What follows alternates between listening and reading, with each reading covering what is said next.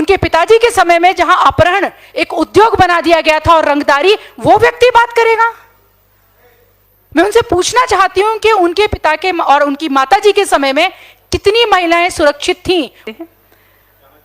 तो जो मीडिया का जिस पे अधिकांश समय ध्यान होता है, और मुझे लगता है कई बार लोग इस तरह की बेतुकी बातें इसलिए करते हैं, मैं तेजस्वी यादव जी के बारे में बात कर रही हूँ, वो हमेशा बेतुकी बातें करते हैं कि मीडिया उनकी तरफ ध्यान दे, और उन्हें लगता है कि वो एक थोड़ा सा एक उनके व्यक्तित्व का भी पतन है और उसकी गिरावट है, और साथ में होता है क्या है कि उनकी ऊटपटांग चीज़ों की तरफ मीडिया भी ध्यान दे देता है, क्योंकि मीडिया को कई बार कुछ चीज़ें चाहिए होती हैं। तो मुझे लगता है कि उनके पास किसी भी तरह की कोई व्यक्तिगत तौर पर, नैतिक तौर पर, राजनीतिक तौर पर और समझ के तौर पर ऐसी योग्यता नहीं है कि वो किसी तरह का प्रश्न खड़ा कर सकें, खासकर आदरणीय प्रधानमंत्री नरेंद्र मोदी जी के विषय में, या भारतीय जनता पार्टी के विषय में, या एनडीए गठबंधन के विषय में। क्योंकि मुझे लगता है कि आप में से हर एक व्यक्ति उस दौर का गवाह होगा, या तो अपने लोगों से सुना होगा, नई पीढ़ी के लोगों ने, या लोगों ने भोगा होगा उस समय को, जब कहने में बहुत आसान सा लगता है एक शब्द जंगल राज, या सुनने में बहुत आसान लगता है कि महिलाएं उस समय असुरक्षित थी, पर वो किस कदर असुरक्षित थी और कैसा जीवन जीती थी, आप में से हर एक व्यक्ति इस विषय में जानता है। तो मेरा आप लोगों से आग्रह है कि पत्रकार होने के अलावा एक बुद्धिजीवी, चेतन और जिम्मेदार देश के नागरिक होने के लिए भी आप लोग इस तरह के व्यक्ति जो हैं, तेजस्वी जी जो हैं, उनके बेतुके और अनर्गल बयानों पे ध्यान देने की बजाय मुझे लगता है उनसे प्रश्न पूछने की आवश्यकता है। उनसे प्रश्न पूछने की आवश्यकता है कि क्या उन्हें कोई नैतिक अधिकार है कि वो किसी भी विषय पर बोल सकें। राजनीति से इतर बात करते हैं, क्या व्यक्ति के तौर पर उन्हें कोई नैतिक अधिकार है, वो बोल सकते हैं? इतने बुद्धिजीवी और कर्मठ पत्रकार यहां बैठे हुए हैं, और आप में से हर एक जानता है कि बिहार उर्वरता की, कर्मठता की और प्रतिभा की भूमि है। जहां का व्यवसाय आईएएस, पीसीएस और डॉक्टर होने चाहिए थे, उनके पिताजी के समय में जहां अपहरण एक उद्योग बना दिया गया था और रंगदारी, वो व्यक्ति बात करेगा? मैं उनसे पूछना चाहती हूं कि उनके पिता के और उनकी माताजी के समय में कितनी महिलाएं सुरक्षित थीं? वो महिला सुरक्षा की बात करते हैं जिनके समय में एक आईएएस की पत्नी आज जो दलित वोट मांगने का ढोंग करते हैं और शोषितों के साथ खड़े होने का स्वांग रचते हैं। मैं पूछना चाहती हूं, जिसके समय में एक दलित आईएएस की पत्नी, उस पत्नी की मां, उसकी भतीजी और उनकी नौकरानियां सालों साल शोषण का, शारीरिक शोषण का शिकार होती रहीं। मैं आईएएस शब्द का इस्तेमाल कर रही हूं, जो बनना बिहार के लोगों का सपना होता है, इस देश के युवा का सपना होता है। और जब एक व्यक्ति आईएएस बनता है तो गांव जौहार का और पीढ़ियों का नाम रोशन होता है। और वो व्यक्ति कितना असहाय रहा होगा, कितना असहाय रहा होगा कि उसकी पत्नी का, उसकी मां का, उसकी भतीजी का शोषण होता रहा और वो चू भी नहीं बोल सकता था। किस कदर मिली भगत रही होगी नेताओं की, माफियाओं की, अधिकारियों की, आप कल्पना करके देखिए। आप सिर्फ उस जगह पे खुद को खड़े करके देखिए। मेरी महिला मित्रों, मैं आपसे कहना चाहती हूं, विषय राजनीति का नहीं है। हम अटल जी के कार्यकर्ता हैं। भारतीय जनता पार्टी के लिए सरकारें रहे ना रहे, ये राष्ट्र, ये समाज और व्यक्तित्व रहना चाहिए। उस विषय पे हम बात करना चाहते हैं। क्या बिहार के युवाओं को एक ऐसा व्यक्ति मंजूर है कि हमारी बहनों को, आप लोग पत्रकार हैं, एक व्यक्ति मंजूर है जिसके समय में आईएएस की पत्नी सुरक्षित ना हो? तो आपकी और मेरा तो फिर विषय ही नहीं हो सकता। कितने सारे विधायक थे जो उस समय जिनकी हत्या कर दी गई, जहां जनप्रतिनिधि सुरक्षित नहीं, आईएएस की पत्नी सुरक्षित नहीं, उसका परिवार सुरक्षित नहीं। और अगर उनके सिर फिरे सालों का मन कर जाए, या उनके समय के जो बड़े बड़े गुंडे हैं उनका मन कर जाए, तो फिर घटित होगा कोई शिल्पी गौतम कांड। पढ़ा होगा आप लोगों ने शिल्पी गौतम कांड। उनके यहां सुरक्षित है, उनकी हवाई जहाज से सिंगापुर से बिहार की धरती पर उतरी हुई बहन। उनके लिए महिला उत्थानकार थे, अपने घर की बेटियों को टिकट देना, राज्यसभा भेजना, सदन में भेजना, उन्हें नेता बनाना, उन्हें स्थापित करना। मुझे लगता है सिर्फ भारतीय जनता पार्टी और एनडीए गठबंधन का विषय नहीं है, विषय बिहार के भविष्य का है। हम लोग, आप भी पत्रकार लोग, आप एक चौथा स्तंभ है, साथ ही साथ बहुत बुद्धिजीवी और चैतन्य लोग हैं। आप बिहार को कैसा देखना चाहते हैं? मैं तो उनसे एक बात और कहना चाहती हूं, महिलाओं की सुरक्षा के इतर वो जाति की बात करते हैं ना, वो करें जाति पर बात, स्वागत है, साधुवाद है, बशर्त कि वो जाति के लिए ही ईमानदार हों।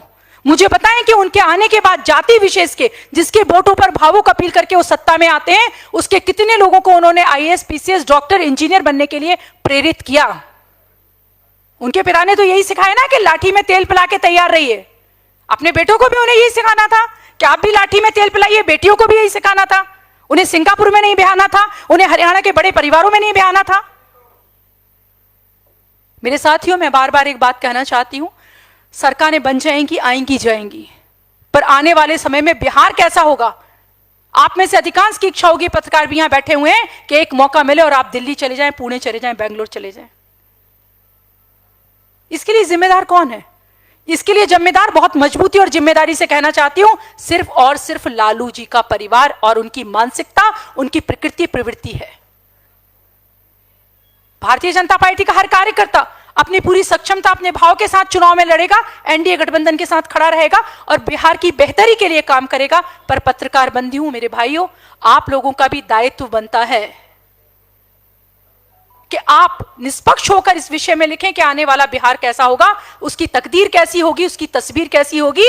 क्या गुजरात के, पुणे के, दिल्ली के, मुंबई के एक एक कमरे के फ्लैट में हमारे बच्चे आने वाले समय में जिएंगे, या बड़े बड़े हमारे गांव जवाहर के छठ घाटों पर हम पूजा करेंगे? यह हमें तय करना है। मातृशक्तियां संस्कृति की वाहक होती हैं, आपको तय करना है कि उनके समय में आईएएस की पत्नी सुरक्षित नहीं, शिल्पी गौतम कांड होता है, तो आने वाली आप यहां रहना चाहेंगे, आप कहीं चले जाना चाहेंगे? आप आने वाले बिहार के विषय में तय करिए। और समाज में हर चीज एक उदाहरण होती है। जब आरजेडी परास्त होती है, जब लालू परिवार परास्त होता है, तो वो प्रतीक है वैसे व्यक्तियों के जो समाज को बांटते हैं। और ऐसे बांटने और तोड़ने वाले लोगों को परास्त होना ही चाहिए, समाज के निर्माण के लिए और राष्ट्र के निर्माण के लिए। देखिए, विश्व का इतिहास इस बात का साक्षी है कि जब सभ्यताएं नष्ट होती हैं तो वो खड़ी हो जाती हैं। जापान भी खड़ा हो जाता है परमाणु हमले के बाद भी। जो आप नैतिकता को नष्ट कर दीजिए, आप संस्कृति को नष्ट कर दीजिए, आप चेतन भाव को नष्ट कर दीजिए और संवेदनशीलता को नष्ट कर दीजिए, तो समाज, राष्ट्र खड़ा नहीं हो सकता। तो बिहार में भी वही एक घुन इन्होंने लगा दिया है। वो फिर आएंगे, उन्हें पता है कि मैं एक भावुक अपील करूंगा। मैं नवरात्रि के पहले दिन इतना ना समझ मत समझिए कि वो इतने ना समझे कि उन्हें नहीं पता कि अगर मैं मछली दिखा रहा हूं उसका अर्थ क्या है। नवरात्रि के पहले दिन अगर वो मछली दिखा रहे हैं, उन्हें उसका अर्थ पता है।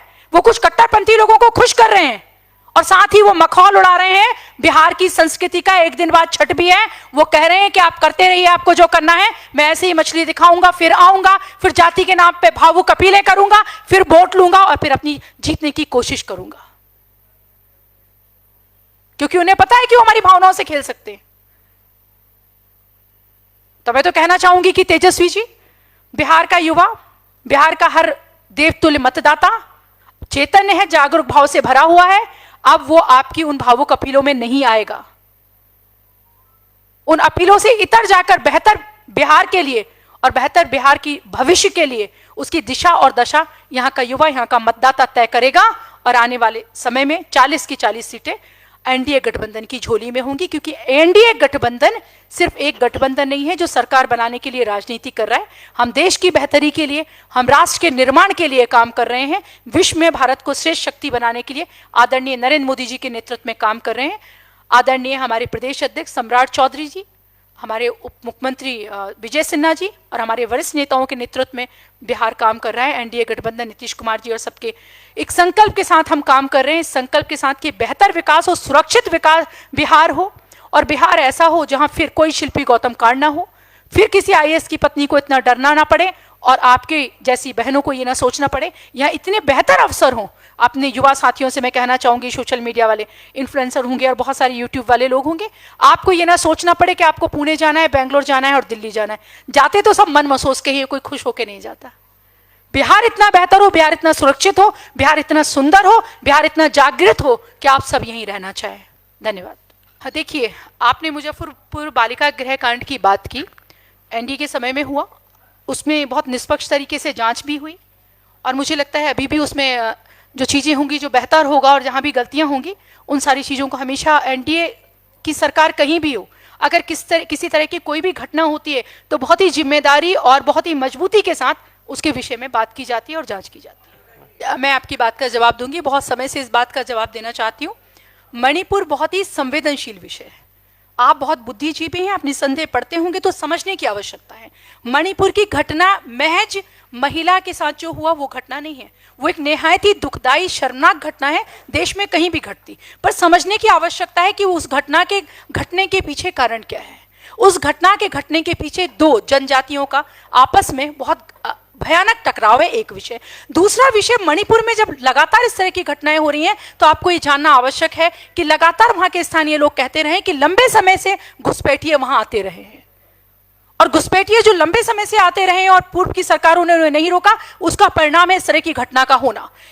दूसरा विषय। तीसरा विषय, जब बार बार आदरणीय नरेंद्र मोदी जी के विषय में कहा जाता है तो बहुत पीड़ा होती है। इसलिए नहीं कि मैं भारतीय जनता पार्टी की एक कार्यकर्ता हूं, मैं एक बुद्धिजीवी और चैतन्य व्यक्ति हूं। क्या दुनिया, आप घर में कोई झगड़ा होता है या कोई समस्या होती है तो क्या हर समस्या पे बोलना ही आवश्यक होता है?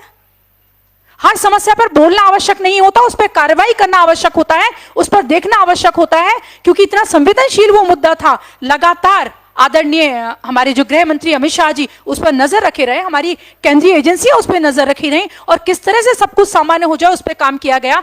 वो एक राजनीतिक विषय नहीं था कि उस पर जाकर वहां भाषणबाजी की जाती और वहां पर जाते।